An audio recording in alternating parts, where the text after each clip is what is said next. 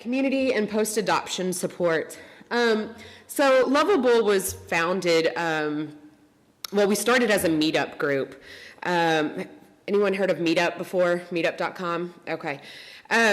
It's something that we still do to this day. We use it to market our fundraisers and our bi-monthly fun walks. But it's a great way to get people to come out in your community, get together, and do fun things like the fun walks. You can work on things like socialization and leash reactivity when you're out on those walks that you might not get to do every day. It brings out supporters and other dog owners and that have different breeds of dogs. And actually, Lovable is one of the largest pit bull meetups in the U.S., and we're really proud of that. Social media, this can be a huge topic to cover. A few important musts with social media is the positive information needs to be probably at least 95% of the time.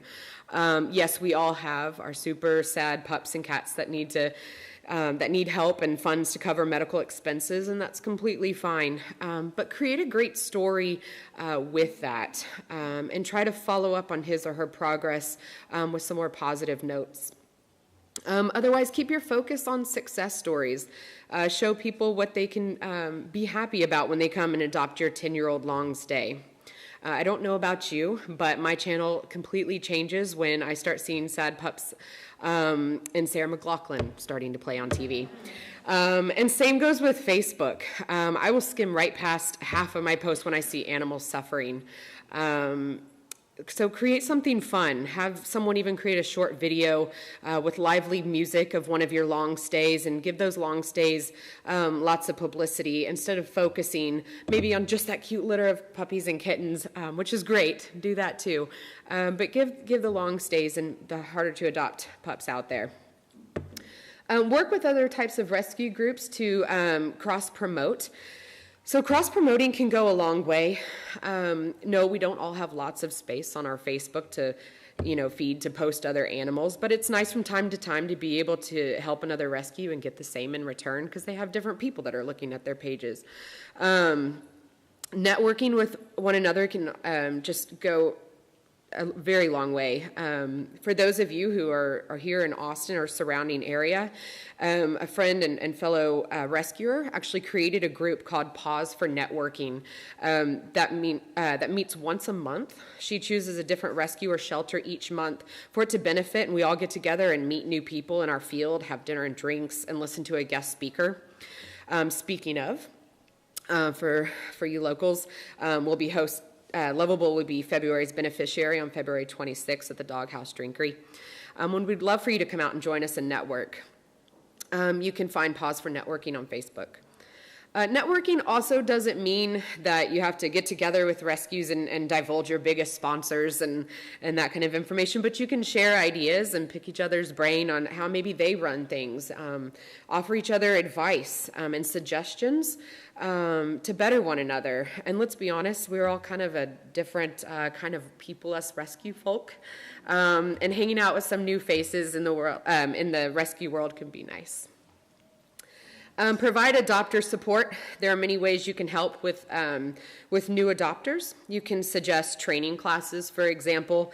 Lovable provides free training to all of our members. We offer basic and advanced courses as well as what was touched on earlier, CGC classes, which if you're not familiar with is Canine Good Citizen, for pit bull type dogs. Your meetup groups, like I mentioned, your bi-monthly walks can serve as a great way to get those new adopters out or old adopters out with their pups and get them socialized. Do follow-up calls. We have lots of volunteers, and sometimes we have difficulty trying to find certain jobs for certain people. Find those seasoned volunteers and have them make some follow-up calls to see how everything is going with some of those new adopters. Maybe one of the new adopters it's not working out too well, but it could be it could be helped. So you can make suggestions and offer help before they resort to taking that dog or cat back to the shelter or back into your rescue. Let's see. Build community partnerships, such as vets. We also do the Go Local and surrounding businesses. You can offer to put things on your social media or your website as part of exchange for their support. Building partnerships can go a long way, and it doesn't have to necessarily just be animal-related businesses. For a great example, APA partners up with Subaru, and man, did they get lucky. That's awesome, and you see that everywhere. Subaru does a lot of stuff with them, and so that's awesome for them.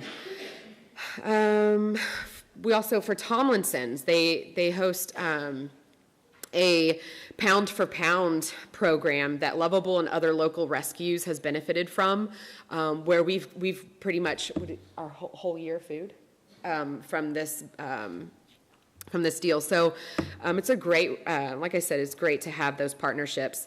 Megan also touched on Melly's collars, the martingale collars. So we get one every time someone purchases one. PetSmart. Community pet days. Host a community pet day. They are simple, low-cost ways to reach and support pet guardians in your community. Set up in parts of the city that are maybe of lower income. Pass out literature for spay and neuter, low-cost clinics, low-cost vets and free trainings. You can also see about having a vet or vet tech out to provide free microchips and wellness checks. But most importantly, take away your judgment. In order to educate, you cannot judge. We, at a lot of our events, we bring in all walks of life, and we'll have Mr. Rough and Tough show up with his good old giant big head pit bull with a big chain around his neck or a rope around his neck, and maybe not neutered most of the time. So we don't go up there and immediately go, have you heard about neutering your dog maybe? That obviously doesn't go a long way. So we really approach it with, wow, that's a gorgeous dog. Beautiful, absolutely beautiful. We have these great programs we offer. I just want to give you this literature, take a look at it, give them a few things to touch on about how it, helps their health and things like that. But just take away that judgment completely. We also pass out at some of our events free leashes and collars. And I would like to say if everyone could start moving towards not retractable leashes and swap those out, because I don't know about y'all, when you walk your dog down the street and little poodle comes up on the retractable leash to your dog and gets all tangled up, and then you know what happens from there. So offering just regular good old collars and leashes to prevent those issues. And have volunteers engage with people and their dogs. It's a day to celebrate the human-canine bond, as Animal Farm Foundation would say. Advertise the event with flyers, posting them around the event location, churches, laundromats, community centers, bus stops, etc. Make sure to have plenty of space for the more nervous and unsocialized dogs. Animal Farm Foundation has a great site on how to set up a community pet day, so be sure to check that out. A perfect example of a recent community pet day was the Austin Animal Center put on the Austin Pity Limits. They had Lovable along with other rescues that came out and provided all kinds of resources and services to the community. So partner up with your local rescue and shelter to put one on. In addition to the pet days, get out in your community of, like Megan said, with adoption events and set up in those high traffic storefronts. Here's some of our events that we've done, some of our community events. Don't forget about the love. Pitties are popular, well-loved dogs, but be inclusive and not exclusive. Think about community diversity in your programming, your message, and how people access your information. If all your materials are in English, for example, like here in Austin, it's really difficult to reach some of the demographics. So we create a lot of our literature bilingually and put it into Spanish as well. And have that readily available at your community events. Make sure your messaging isn't only focused on certain breeds. Get those pity faces out there and promote all dogs equally. There's some great literature to read up also on the HSUS Pets for Life. Media, friend or foe. I'm going to kind of run through here. Who's seen those images? This is a perfect example that just happened, and they actually took it down off their Facebook. But Waco Police Department, there was an alleged pit bull attack. A white dog, okay? I don't know about you, but that's not a white dog. And that is actually a stock photo that was used in a very negative aspect. So, obviously, you know, we know what we're up against as far as perception versus fact. And then, of course, you have this cute little guy giving some smoochies to the other cute little guy. But yeah, using that positive image. Yes. Sure. You bet. This is last year. Make friends with the media. Get to know a reporter that's sympathetic to your cause. Cultivate a good working relationship.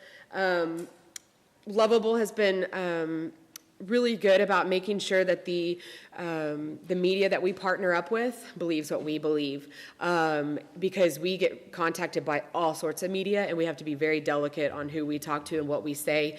And when you do go up against the media, use that positive verbiage. If you're telling them stories and using words, you know, aggressive and things like that, they can really misconstrue your story really well. So here's some resources and references that'll be passed out, and questions.